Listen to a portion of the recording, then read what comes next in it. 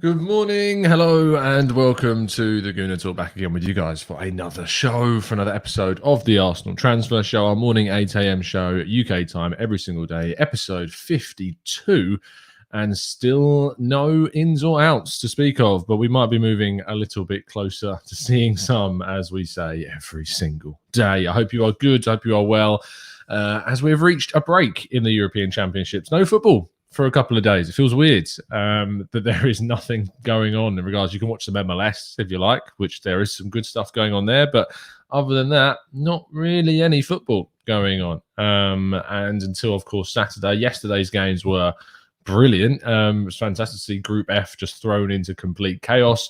It ended obviously how it started, with all the teams in the same places. But yeah, still an unbelievable kind of turnaround of positions and teams that England could have faced. And of course, England will now face Germany on Tuesday at Wembley in front of 45,000 fans. So that's going to be interesting. We've got some really good last 16 ties. Sweden-Ukraine is an interesting one as well. One of those two will reach the quarterfinals. Of course, Sweden reached the quarterfinals of the World Cup, which England then knocked them out of. Italy have got Austria, a game that I'm actually going to be going to at Wembley. So that's going to be an interesting one to see who comes out on top. You've got some really hard draws on the left-hand side, including the likes of France, Belgium, etc. And on the right-hand side, if England beats Germany, which is a very tough ask, all of a sudden their route to the final looks, much more easier than it would if it were on the other side. So maybe it was a good thing that they finished top of the group. We will have to wait and see. Anyway, I hope you're good and well, and we're going to get on with talking about Arsenal's transfer business. And we start off with Dejan Kolasinac. Now, we spoke about him the other day. Napoli, Lazio, Trabzonspor interested in him, but as of some reports that broke yesterday, another Turkish side, Fenerbahce, are also interested. And obviously, the thing about Fenerbahce is that where Mesut Özil currently resides. And so, unsurprisingly, one of his best mates.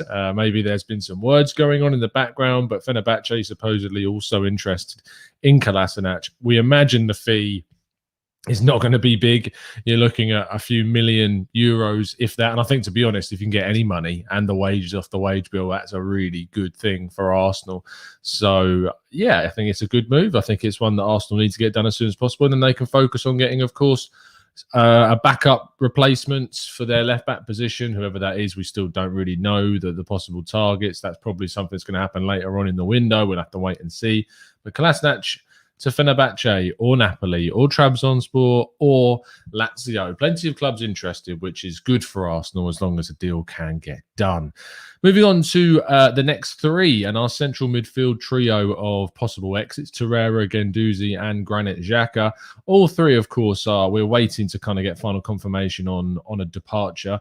The most uncertain of the bunch is Torreira. Guendouzi looks very much like he's going to be going to Marseille. Xhaka looks very much like he's going to be going to Roma. But interestingly, Arsenal are looking to make around 50 to 60 million euros just from these three players. Xhaka, you're looking at a 20 million euro fee.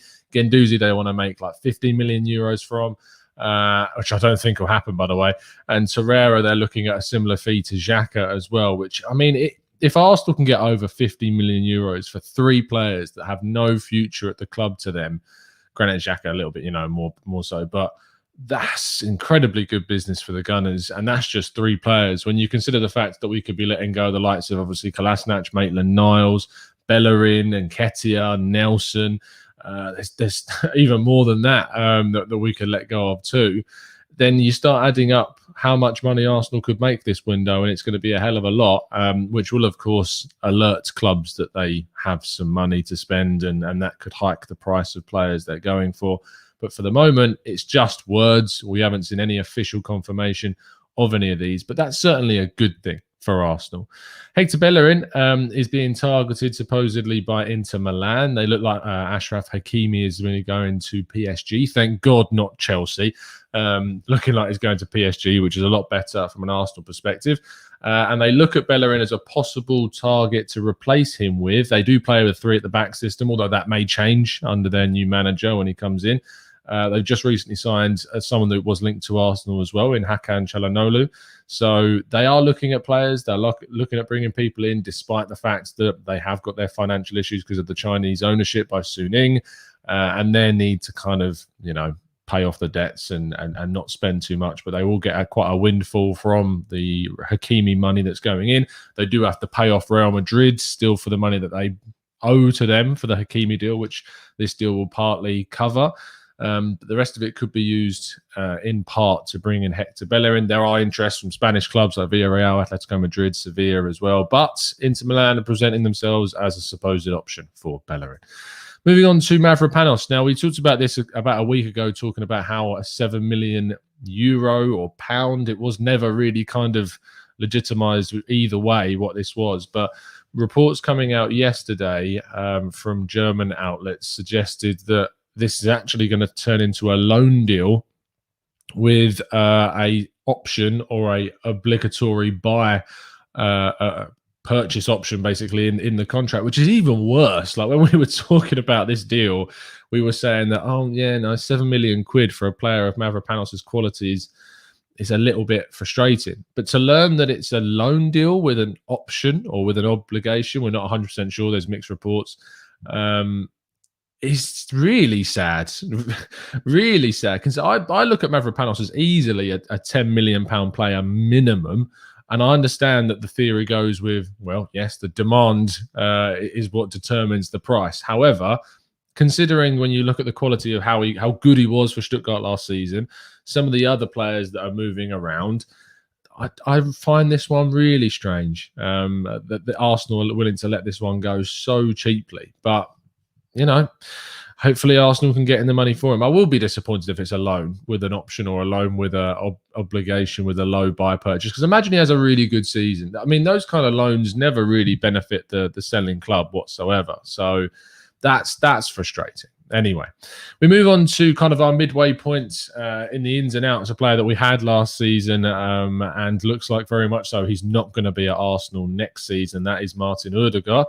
The Norwegian midfielder, of course, joined us from Real Madrid. And according to TV2, a Norwegian outlet, he conducted an interview with them and it looks very much like he's going to be remaining with Real Madrid next season, which will be pleasing for some people who didn't really want to see him come back and they wanted to see us target other players. But he is very well liked by quite a number of people I know within the Arsenal fan base, and he was certainly at the top of Arsenal's kind of options for that position.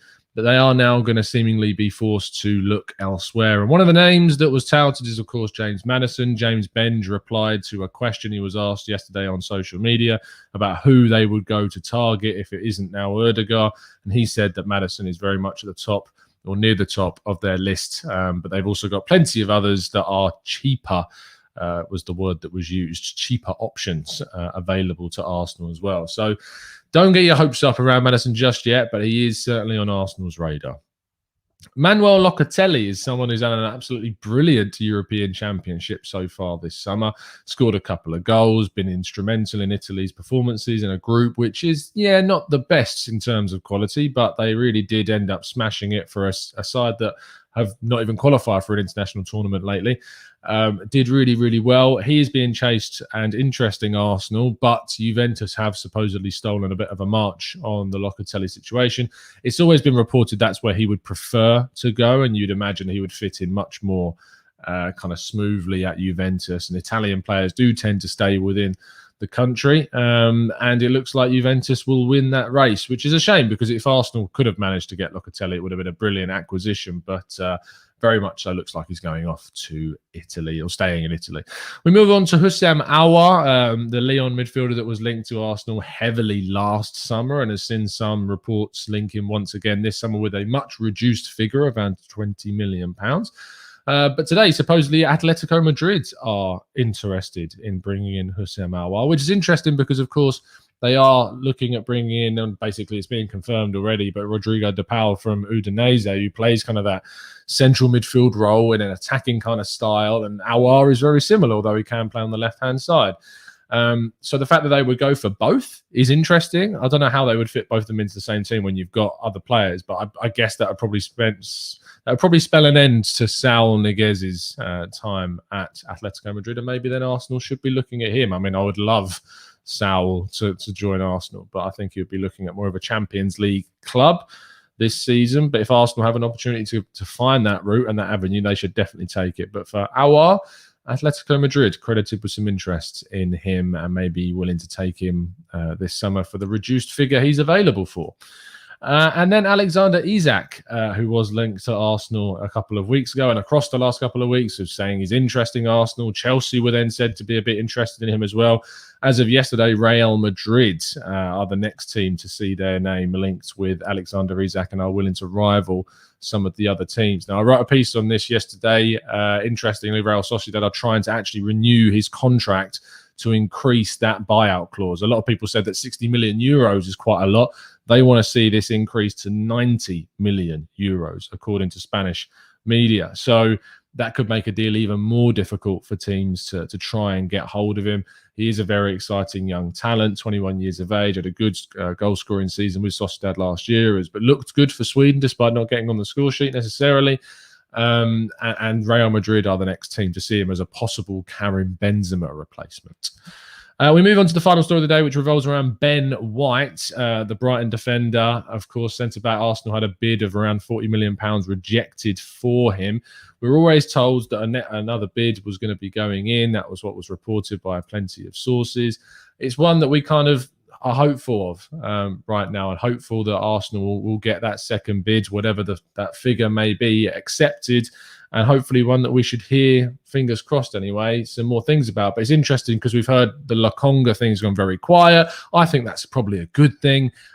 Sometimes when things go quiet, it's not necessarily, it means it's stopped or it's not happening. Usually things are just getting kind of tied up. This one too has gone very, very quiet. We'll have to wait and see whether or not that's a good sign. But there was the expectation that Arsenal were going to go in with another bid and that talks were going to continue after the £40 million was rejected.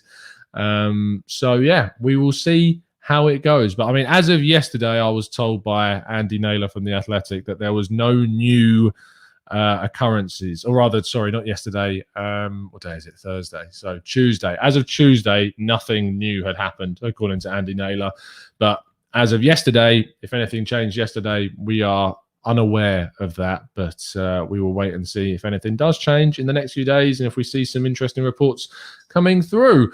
Anyway, that concludes all of the news for today, which means we do, of course, move on to the final part of the show, which is, of course, getting your thoughts and feelings and questions answered as best as feasibly possible in the chat box.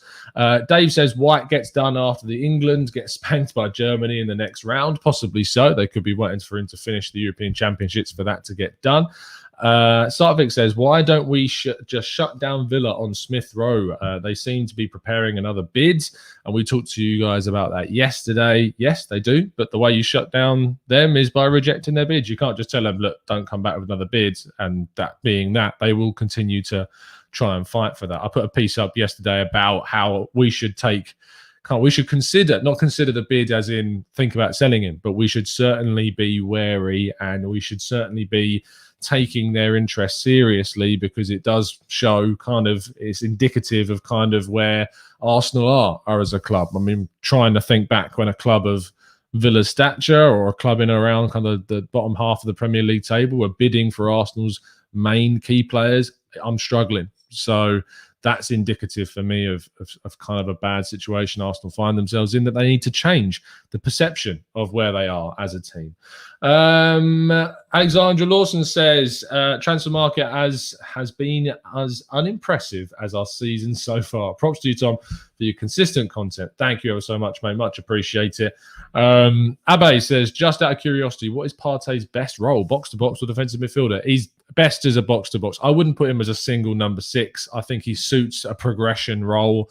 The way that he moves the ball up the pitch, the way that he finds those passes into the final third, definitely is your number 8. I'll be putting as not as a number 6 whatsoever. Drew says Laten Sport linking us with Camavinga again and saying he's a priority. Of course, Laten Sport were the people that linked Arsenal to him a way back when, at the start of the transfer. And I think he may have been one of the first tactical breakdowns we did this summer.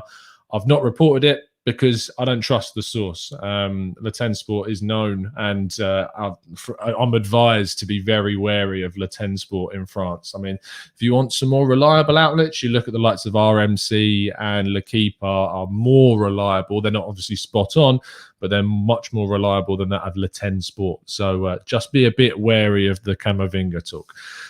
Fung Demand says, hey Tom, this has somehow become a part of my daily routine and I love it. Thanks for tuning in, mate. What do you think of Xavi Simons? I don't know who that is.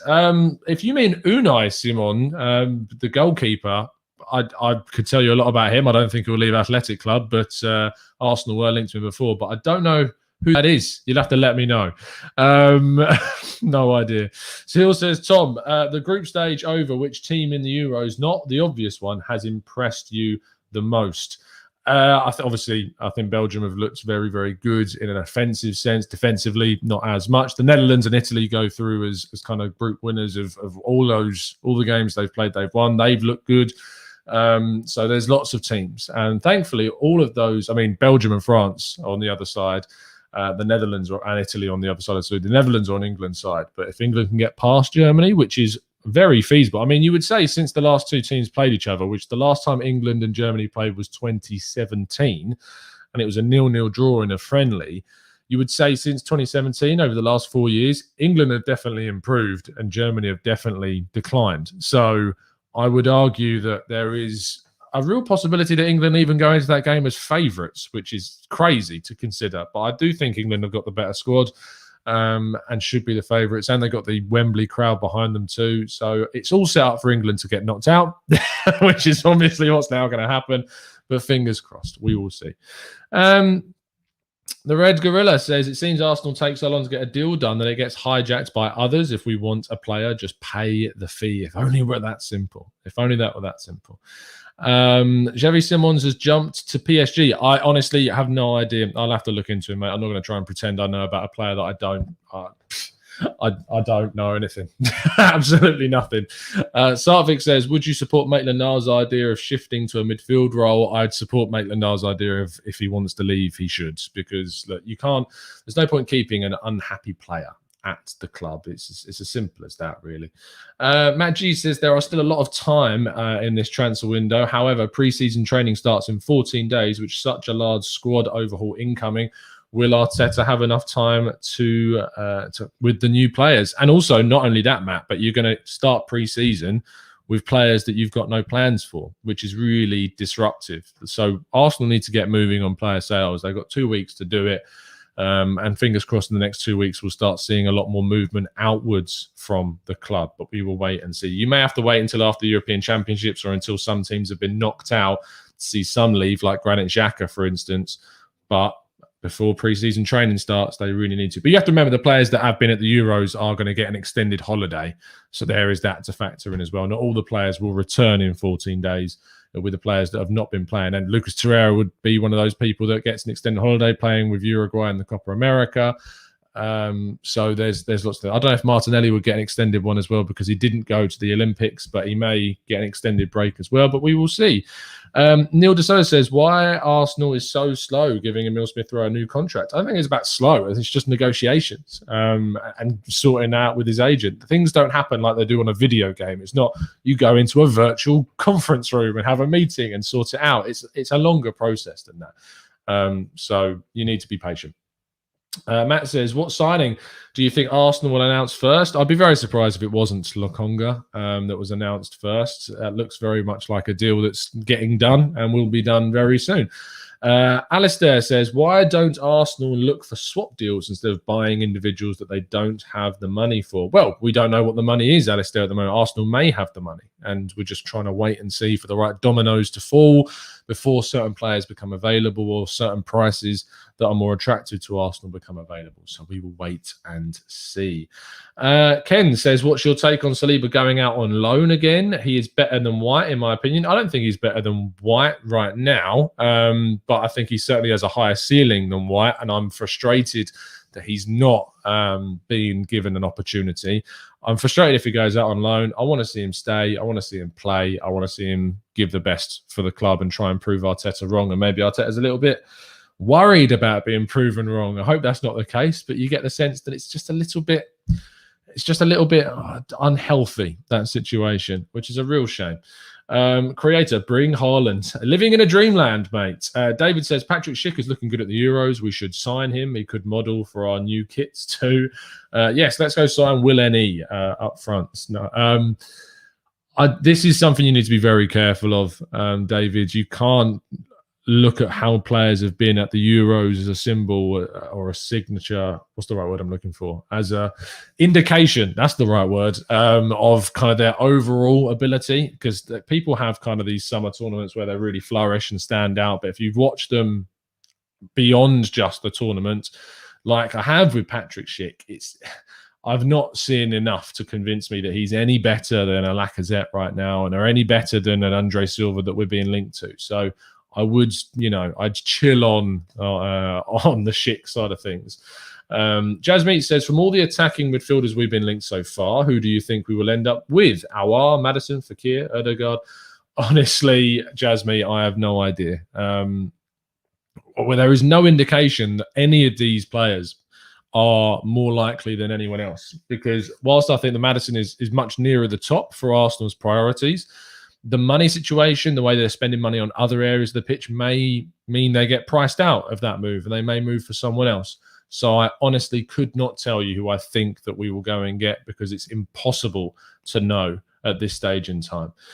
Social says, I think we should extend Guendouzi's contract, put him within the team next season to see if he can show any maturity. Fatherhood can really change a man if he can. Sell him next season. Well, he did have a kid in last season, and he was still described as a player that needs to, or is rather, hasn't yet gone through puberty. Was that what the Berlin manager said? So worrying. I wouldn't. I'd sell him, get him out, move him on, and we'll see where things go from there. Jashar says, Tom, we struggled to shift players last summer. Why do you / we think we would be better this summer? Pure hope, pure optimism, the hope that they learn from their mistakes. That is pretty much it, Jashar. That is pretty much it. There's no indication that Arsenal will be any better this summer at selling players than they was last summer. Nothing at all. We can only hope. Wesley says, Tom, would you still bring Celik? Yes, I would. He's had an excellent 2 seasons. And this is what I'm saying about European Championships. If you ever wanted an indication of what a player is like for their club in comparisons for their country, Celik has been good for Turkey up until the championship. Zeki Celik had an awful European Championship. But for Lille, last 2 seasons, he has been excellent. So, and if you go and ask any French football expert, they'll say the same. He has been really, really good for Lille. So it is amazing how funny 3 matches on an international stage in a really bad Turkey side, you should say, changes the viewpoint on certain players. So it's interesting, isn't it? Yeah, I mean, I'm not gonna BS you, Jashar. It's the situation that we find ourselves in. Right? I'm not going to sit here and lie to you or make something up. We can only hope at this stage that Arsenal do something differently this summer.